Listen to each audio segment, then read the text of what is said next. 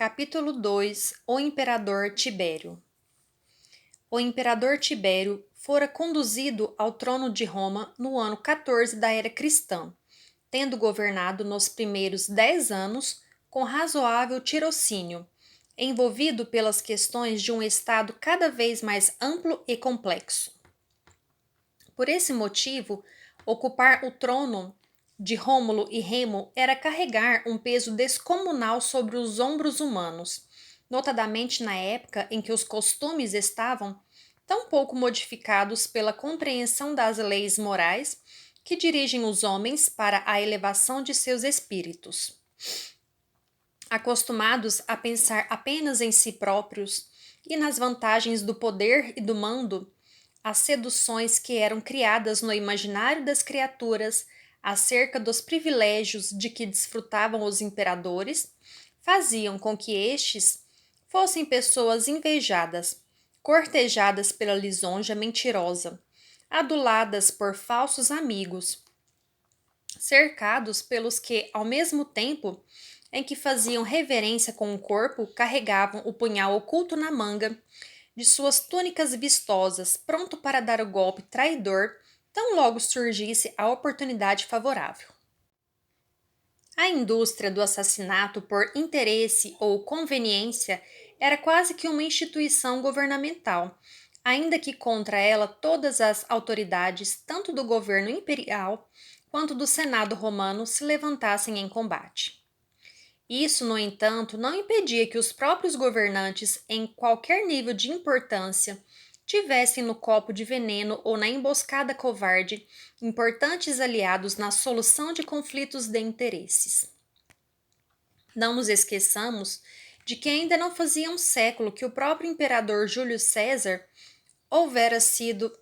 friamente assassinado em pleno prédio do Senado romano pelos integrantes dessa instituição política, com um sem número de punhaladas na presença de quase todos os senadores que assistiram, impávidos e omissos, à execução do grande condutor das reformas na Roma que nascia vigorosa. Por esse motivo, a condução dos negócios de Estado já naquela época significava ter que dirigir um navio imenso e pesado por um oceano de incertezas e maldades, cheio de aliados de ocasião e traidores, escasso de amigos verdadeiros e confiáveis, o que obrigava o administrador mais cuidadoso a temer pela própria vida nas coisas mais simples que o rodeavam. Estar na condição de imperador romano representava, portanto, um desafio, não só à capacidade do homem intelectual, mas, sobretudo, à sua astúcia, ao seu cabedal de coragem e ao seu poder de sobreviver um dia depois do outro. E com Tibério, tal situação se foi agravando, levando sua personalidade delicada à condição neurotizante de estar vigiando a tudo e a todos, para que se defendesse de qualquer ato de traição. Tanto que, no período em que a sua idade já cobrava o preço pelo desgaste da administração de tão vasto território,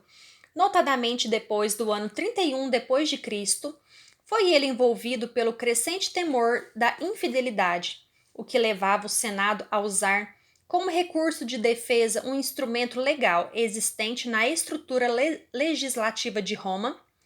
e que consistia em permitir a qualquer pessoa acusar alguém de conspirador e levá-lo a julgamento perante o próprio Senado Imperial, que, com poderes específicos de tribunal,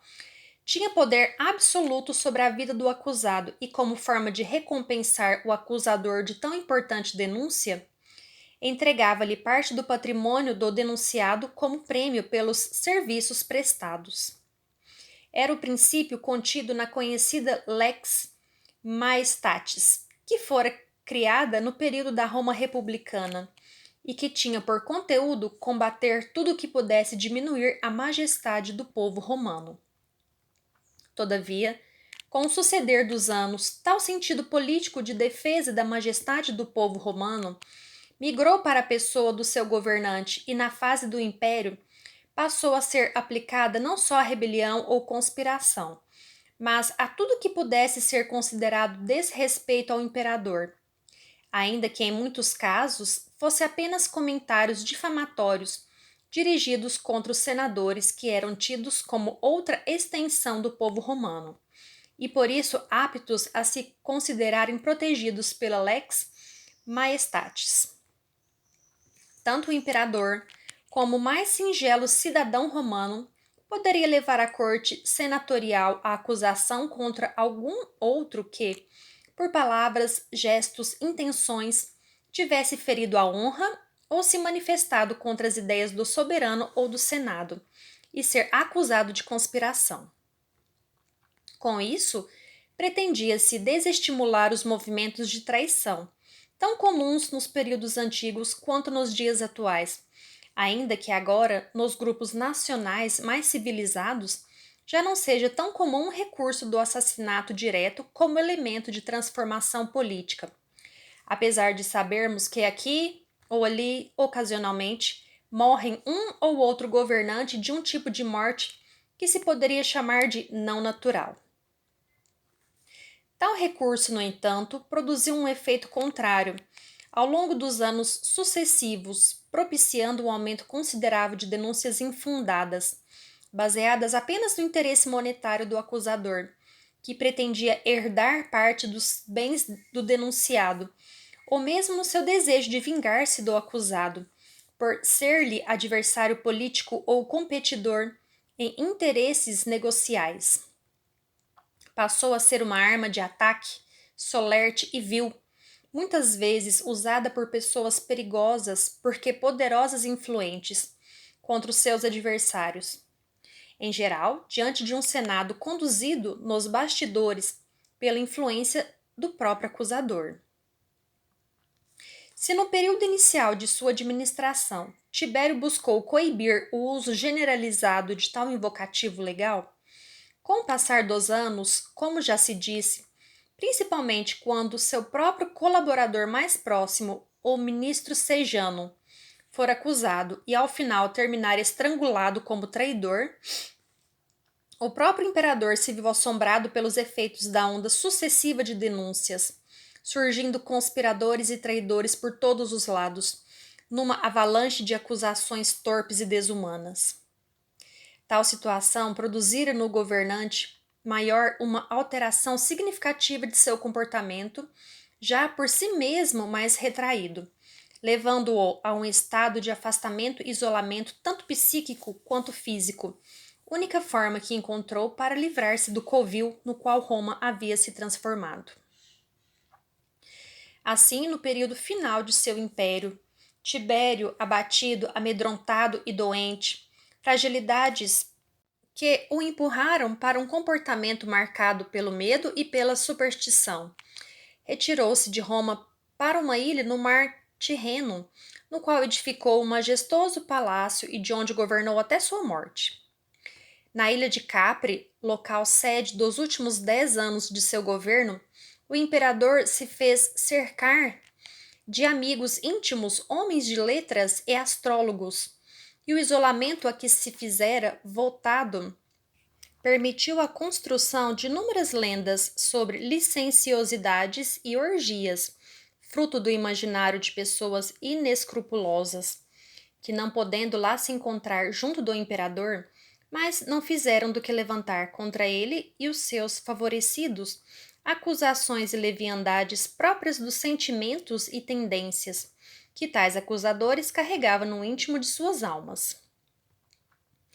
Mais uma vez, entendemos Jesus quando adverte que a boca fala daquilo que está cheio o coração, que a árvore boa não dá mau fruto e que a árvore má não produz fruto bom. Nesse cenário, a administração de Tibério não poderia terminar sob a aclamação popular, de tal sorte que nos anos finais de seu governo, não possuía popularidade junto às massas, ao mesmo tempo em que recebia não velada hostilidade por parte do Senado radicado em Roma, que via no imperador um homem fragilizado para o exercício da direção dos negócios do Estado e para a satisfação dos interesses de poder dos próprios senadores. Todavia, encastelado em Capri e cercado de pessoas de sua mais absoluta confiança, Não tinham senadores ou outros interessados como exercer a influência direta, nem conseguir com facilidade exterminar-lhe a vida através de algum golpe oculto e dissimulado.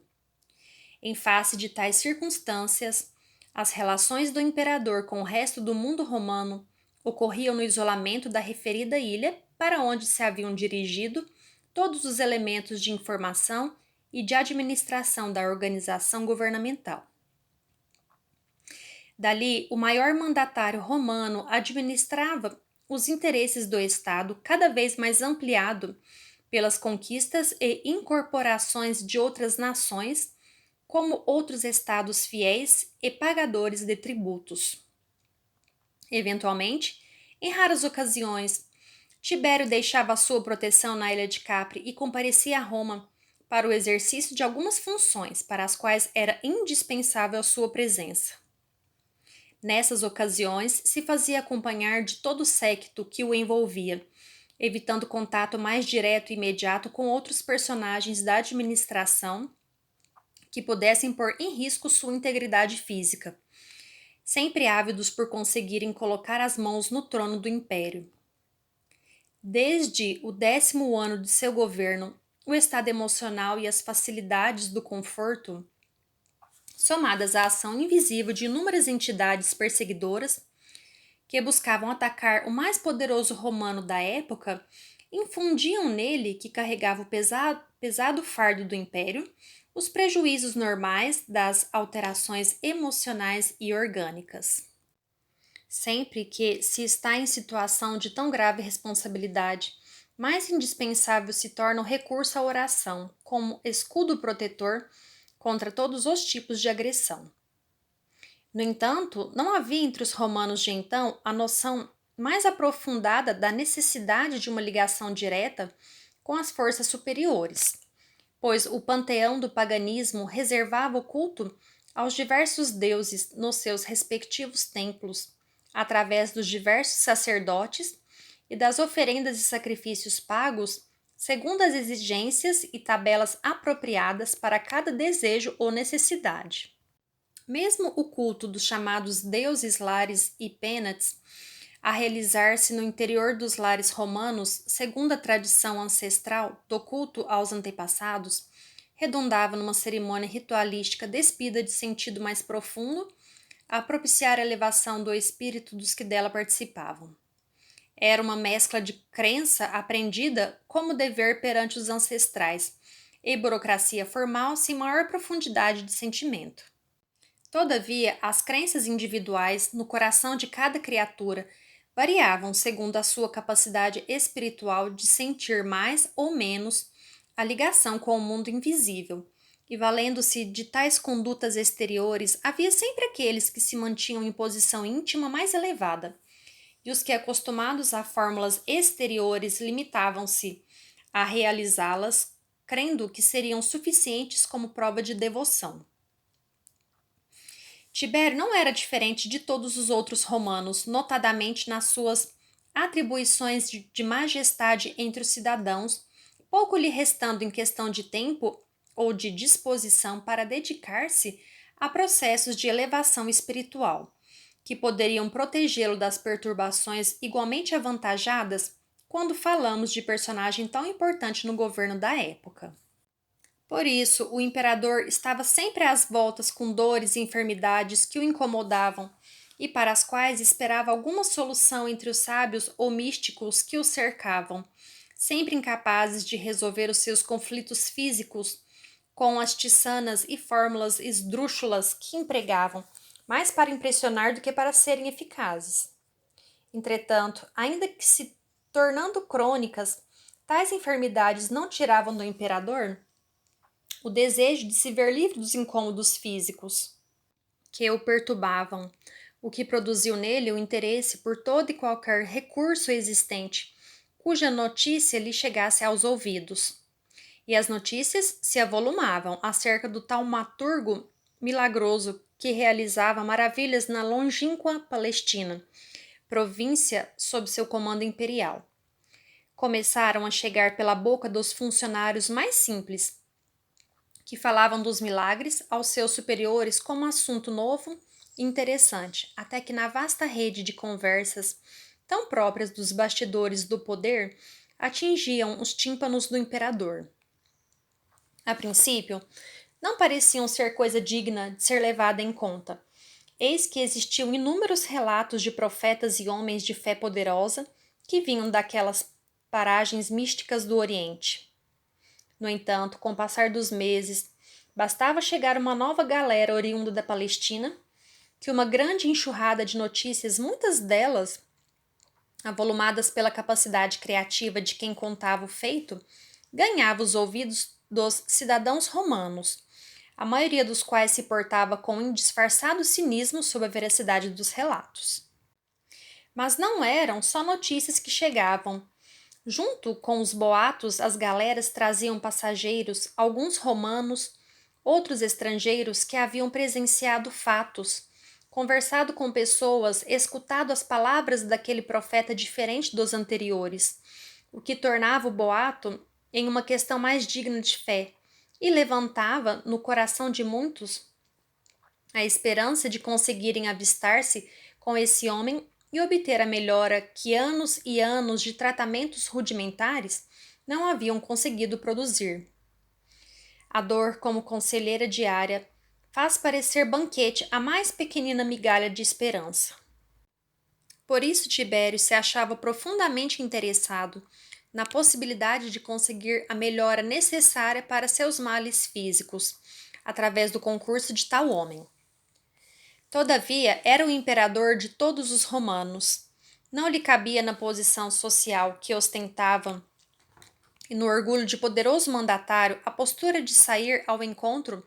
de um reles estrangeiro, sem que estivesse devidamente informado sobre sua personalidade, sobre a verdade de seus poderes sobrenaturais.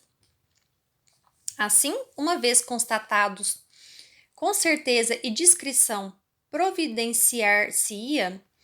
um meio de trazê-lo à sede do poder imperial, a fim de que, no anonimato de seus aposentos, sem comprometer a sua autoridade com crenças alheias, de uma província pobre e desprezível, o imperador se lhe submetesse ao tratamento. Era a visão do homem mundano, acreditando-se poderoso o suficiente para ter tudo sob seu comando e dirigido pela sua vontade imperial. Poderia solicitar informes de Pôncio Pilatos, o procurador da Judéia, que com certeza estaria ao corrente de todos esses fatos. No entanto, Pilatos não privava da absoluta estima de Tibério. Pelas injunções políticas e influências de interesse de patrícios importantes que precisavam ser atendidos para a manutenção das diversas redes de apoio e de aliados que mantinham o imperador no poder, Tibério aceitou enviar para a Palestina um homem cujo perfil não lhe agradava. Por esse motivo, não desejava confidenciar-lhe assunto tão pessoal, que chegava às raias da intimidade, a fim de não estabelecer com ele um contato que fosse além das formalidades das funções de Estado e do governo das províncias. Não, Pilatos não lhe serviria.